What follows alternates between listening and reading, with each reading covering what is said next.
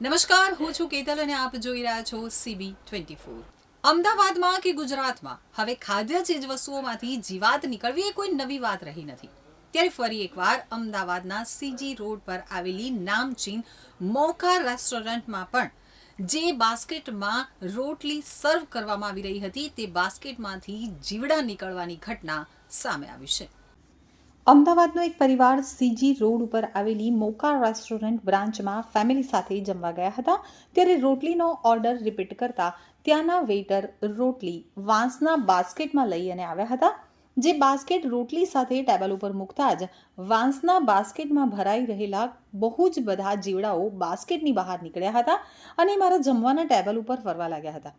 જેથી મેં હાજર મેનેજરને બોલાવી રજૂઆત કરેલ અને આવી નામચીન મોટી અને મોંઘી રેસ્ટોરન્ટમાં આટલી મોટી ગંભીર બેદરકારી કરી રેસ્ટોરન્ટે લોકોના સ્વાસ્થ્ય સાથે ચેડા કરી ગંભીર બેદરકારી દાખવી હોવાની રજૂઆત કરી હતી।